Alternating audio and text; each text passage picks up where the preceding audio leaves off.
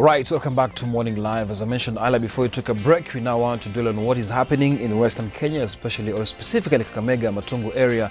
And with me in studio, I'm joined by Mheshimiwa, that is Mr. Emmanuel Wangwe, MP for Navaholo constituency, who is, of course, directly involved in overseeing what is happening in his county as a member of parliament. And now the nitty-gritties of what has been happening on the ground, that's what we want to touch base on. And it's something concerning just young people butchering other people in the community. And of course, CS Matiang'i flew in there, looked at the situation. GSU were deployed in the area. But now, what is the reason? What happened? And of course, why did this all actually grow to this? Few arrests were made, including Senator for Kakamega Cleophas Malala, and of course, former sports CS Rashid Chesa were suspects in all this. But what is happening in Kakamega County and the whole Western Kenya? Good morning, sir. Morning. Karibu sana Mheshimiwa. Asante sana. Yes.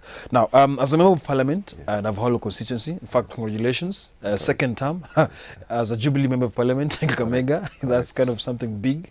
And when you talk about security situation in this country, it's been sporadic. We've been having issues left and center, but now it was shocking when a section of Kakamega residents decided just it's time to butcher each other. And stories went down, and after investigations, politicians were involved in inciting all these killings. Thank you, Nick. Nick, first and foremost, allow me to appreciate and thank you Karibu sana. that at least I'm on this very good TV Thank you so station. Much. Karibu sana. Switch TV is one of the latest kids on the block. Amazing. So I'm very lucky and I'm very happy to be with you. Karibu sana. Number two, I want to appreciate that you are where we are, and your questions are valid. But what I can say is this, that when you see a disease coming up, there is a symptom. And symptoms lead to the build-up of the bigger disease. This issue of Matungu, you can look at it from the Kilingili butching, how they butchered people, the watchmen in Kilingili. They went to Huisero. Now it has blown in Matungu. Sure. So I think it is something that has traversed the county. All right. And it is one thing that we all as leaders must put our heads together, not as political leaders, not as economic leaders, not as citizens, but also as one people who must live well, who must guard ourselves within the law. So according to me, I wouldn't want to really say a particular cause is what is making all this nonsense happen in Matungu, because we leave that to the police. The police are doing their job right, and I want to thank the CS Matiang'i. When we met him before he went to Matungu as the caucus of Kakamega, he really promised to swing in, and he indeed is in. And me, from where I sit, as a neighbor of Matungu, Navaholo neighbors Matungu, we meet at the border. We are bordering constituencies. So any problem happening in Matungu shall affect my people. So the faster we contain it in Matungu, the safer we are in Navaholo, the safer Mumias East will be, the safer Kandui will be, and all other constituencies. So according to me, I wouldn't want to really make a statement of what is the main cause. We leave it for the police. And then the arrest of the two leaders, the 3 or 4 leaders, I wouldn't want to really give it a political undertone. Because today, Mheshimiwa Rashid is going to court.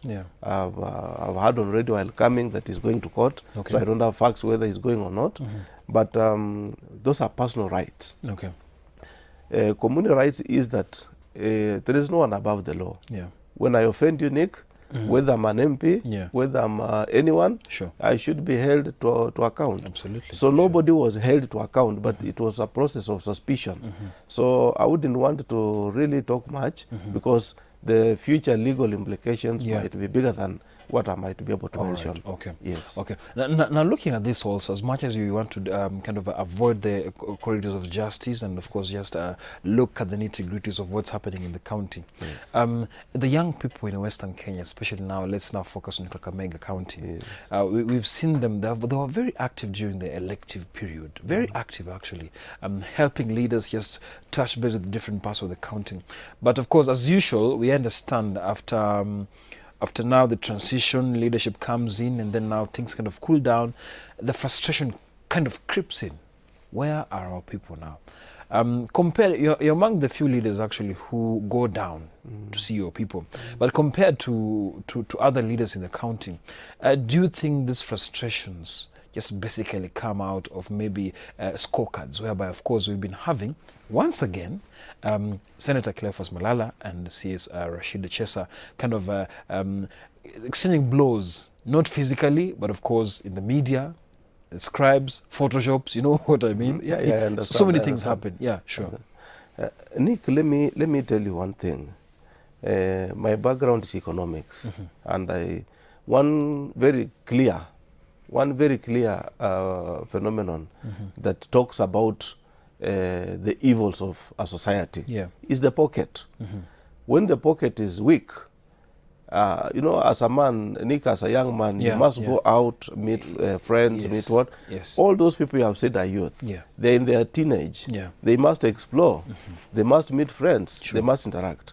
How do you interact without money? It's a challenge. So one thing I would want us to be a line of thought, not really established, but to be a line of thought, is why is it happening now? If we associate what you are saying, that there was a political timings when we were on the ground campaigning, so the youth were very given, active. very active with something in the pocket. What happens when we come down and then Mumias is literally closed? So the bedrock of the economy of Kakamega is Mumias, which had 2,000 employees. When you look at the multiplication effect of 2,000 employees, each homestead having 10, we are talking about 20,000 people. Out of a population of Kakamega, 20,000 people is very significant. Very significant indeed. So you look at, I would want to say, in as much as we are addressing the issue of crime, let us also view it from the economic perspective and say, should we make sure we pump a lot of efforts to reviving Mumias Sugar? These other efforts, which is now being directed to human beings, could be efforts by Ken Cutters. Somebody would direct his efforts into cutting Ken. So he would now waste all the energy he has into the productive systems. So according to me, it is something which we have to look at as leaders. And actually we are looking at it in that direction. So that we say, what happens if Mumias is back on the throne? It means we will definitely have some reduction in terms of crime. Number two, what about if we add more industries? We don't just depend on Mumias alone. We must make sure the western region is economically active. So that let the youth be engaged. Let the youth now move forward and see it is not just to commit crime. That is the only way to look for money. But also now you challenge yourself and say, how many cases of those which were butchered had gone for money? Is something also which we have to look at. Yes. Okay. Now, what's the situation on the ground so far right now? I wouldn't want to really say the situation is... in Matungu per se, I was with the area MP the other day. He was still pushing to make sure what is it that is going on the ground. Because I don't reside in Matungu, so I wouldn't want to really give a picture of what I don't have. But what I know, the situation is being contained. The presence of the officers have really worked marvelous. Although definitely, Nick, when you see GSU officers from the camp, they don't know you, they don't know me. Anytime they find you during odd hour, they have to keep law and order. So there is that kind of forced appearance. It's like a small curfew in quotes, which is not really explicit, but there is discipline. So according to me, from my people who visit Matungu, they'll tell you, I'll make sure by 5 I'm back to Navaholo, so that the 5 doesn't catch up with them in Matungu. Otherwise, in the constituency. they will be with the issue. So according to me, let the police do their work and actually let them calm down, move it that way, and we should be able to see proper life again. Now, looking at even the other counties, of course, we have it's a big county, Kakamega as a whole. And looking at other counties, for example, a neighboring, we can use maybe Vihiga County, which is so close to Kakamega. When you look at Vihiga County, it's a county that it's down on the low, but you can see sporadic developments happening in that county. Slowly by slowly, and of course even the governor himself kind of distancing himself from all these issues. Now, do you think even Governor Oparanya, of course he's the governor, you are the MP of Nambaholo, do you think he's promoting that cohesiveness? You know, at the end of the day, it needs to start from the top leadership. What do you think about that? Nick, I want to tell you that Kakamega is one of the role models. You've inversed the statement. Vihiga cannot role model Kakamega. It's true that. We are the role models of Vihiga. Because why I'm saying so, the only county in this country, you can add me one or two more, which is able, where the governor is able to host MPs, all the 13 MPs, meaning we are 12 constituencies and the woman rep, is Kakamega, where we are every year, we have a meeting to discuss the whereabouts of our county. Yeah, sure. And you look at when we are meeting, we discuss totally county issues, not constituency-based issues. So according to me, cohesiveness, I can give Oparanya 98%. And just deny him 2% for a margin of error. When it comes to development, if there is any county I thank and appreciate, Nick, I'm a Jubilee MP. I have had the privilege of traversing this country with the Deputy President. And I can tell you for a free or for a fact, Kakamega is way ahead in terms of what the governor has done on the ground and what he received from the National Treasury. So according to me, you go to Kakamega today, all the roads are clean. We are putting up a 6 billion hospital. When you look at the way he has programmed the town is clean now. Yeah, sure, that's true. Anyone entering Kakamega town will see he's entering another city without portfolio, which I'm wishing the president will give us a city status in future. According to me, Governor Oparanya has delivered, and anyone who would want to join in 2022 should really be vetted properly. All right. We're taking a short break now. When we come back, we want now to dwell on matters political alignments, because as a Jubilee MP in Western Kenya, that's a big thing, because not so many Jubilee MPs made it to get the tickets back to Parliament in Western Kenya. Now he'll be telling us about the alignments and the issue of Tanga, Keleweke, all those things. Now he's here with us. Now he'll be telling us what's happening on the ground. Stay tuned to Morning Live.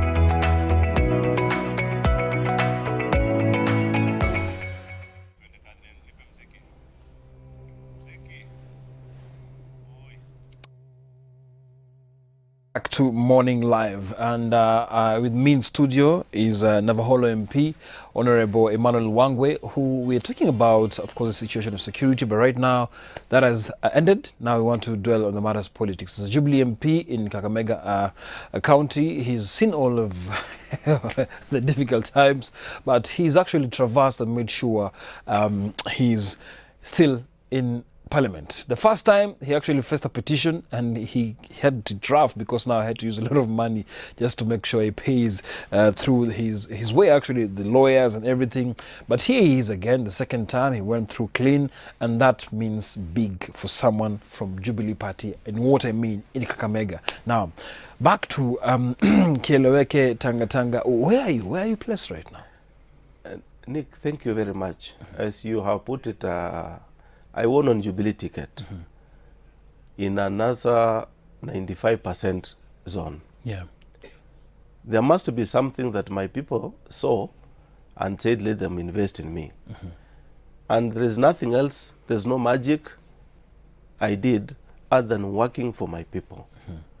Therefore, for me to be where I am today, I'm a product of hard work. And politics is not just to go there and make noise and come back home and expect to be re-elected. I want to say no. So, from where I sit today, I'm neither in Tanga nor in Keleweke. I'm in Parliament to legislate, to make sure I coordinate resources from national back home. And I'm pretty sure the way I was able to see we are addressing the issues of referendum, the issue of re-election 2022. When that time comes, then I will be able to go back. One thing we need to know is politics is local. There are various cadres, the presidency, the gubernatorial, the members of parliament, and then the county assembly. you have to reorganize at home first. Yeah. For you to say you are in Tangatanga or Kieleweke, you must be attractive. Yes. How do you become attractive when that man who is going to, you say he's in Kieleweke, I'm supporting Kieleweke. Whom are you supporting Kieleweke? When he comes and says now, Mheshimiwa Wangwe, can you introduce me to your people? Who will be your people? So today what we are doing, or what me personally I'm doing, is to make sure my people are comfortable. Okay. Make sure the roads that I began, I began 2 roads, 40 kilometers of tarmac. I've done 22. So I'm remaining with how much? 18 kilometers to cover. I want to finish that. I began a technical college. My equipments are coming next month from China. They've been confirmed. I began the MTC. I want to see it complete. I want to see people getting training. I want to see my boys not hanging around but being in college. After college, let them get somewhere. Okay. So according to me, the role I have for 5 years is actually purely socioeconomic contract with my people. Sure. Politics, we can politic. Do I need to go to college or refresh a course? No. I can wake up today, as long as I have my team, I'll be able to work. So according to me, the issue of Kieleweke and Tangatanga is purely what I would say media, media relations, to make sure these people know that they exist. But what I know for a fact is my president is one. Okay. Mheshimiwa Uhuru Kenyatta is my president. I pledge loyalty to him, 100%. My deputy president is Mheshimiwa Ruto. I pledge loyalty 100%. Any other person who comes in is either an enemy of the two or a friend of the two. So according to me, I have to protect my territory completely by pledging loyalty to the party which took me to parliament and to my people of Navajo. Okay. Yes. Now, it's still not clear how MPs are aligning themselves. Right now, you're fighting for a salary increment in Parliament, and Kenyans are not happy about this because now the fact that now even the wage bill, the debt situation in the country, and Kenyans are not really happy about MPs now trying to again fix some more money for them, because when you look at even the allowances you're getting, complaints coming in left, right, center. What is happening in Parliament? Nick, let me tell you one thing. Nobody fixes his salary. We have a salary and remuneration commission. We have, which of course is on your neck, actually. No problem. Okay. No problem. It's not on our neck. You know, there's some issues which people would want to come for media relations and tell Kenyans MPs are bad because they think every Kenyan will look at an MP as an enemy. But you see, when the chips are down, some people will have to run away. Yeah. Yes. You see, we look at issues from the fundamental facts. Who approved the salaries and who does not go to court to seek redress if he's offended. When we came in, look at the scenario, Nick. In 2013, we came in on a new scale. We moved the new scale up to 2017. When we went for the election, SRC just put a new gazette notice and said MPs are going to do 1, 2, 3. The whole process went to court, and the court put a stay. So when the court put a stay, we are leaving, that's the way you saw the Court of Appeal decision. It said if you reverse the stand, it will mean you go back to a wrong, you see, it means SRC itself is not understanding their mandate. So according to me, I wouldn't want to go so much because the issue is legal now. Let it be addressed legally. But when the chips are down, Nick, you'll see some of those people running up because they either slept on job or they were somewhere they did not understand, or they just want to use MPs as a scapegoat to say MPs are increasing their allowances.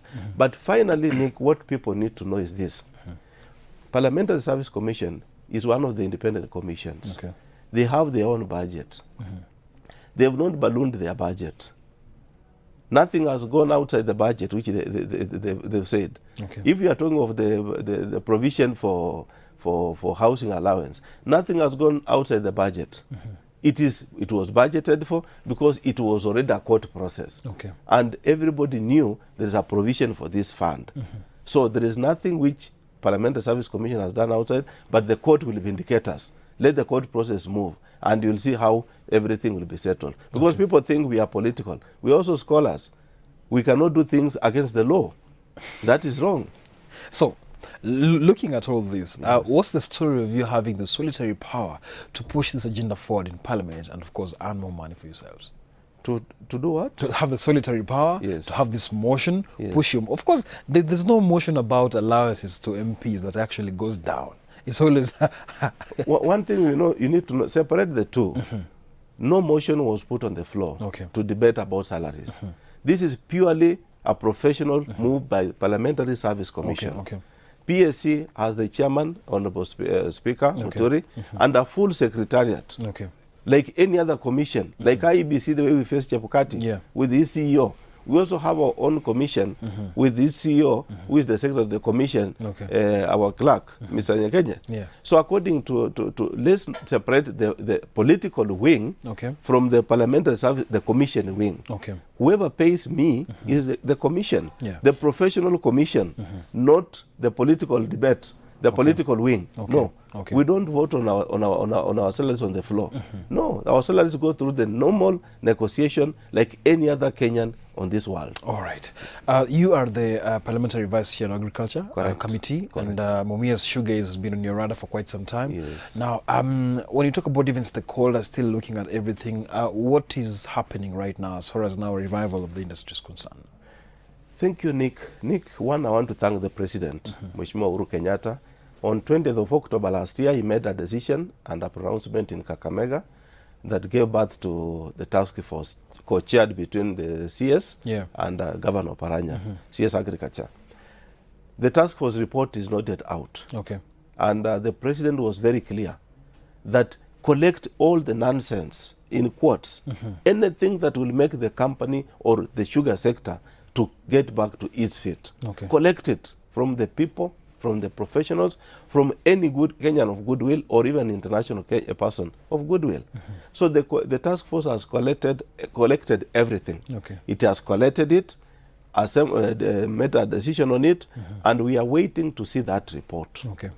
The President felt once the report is out, we will now be able to address the sugar sector in totality.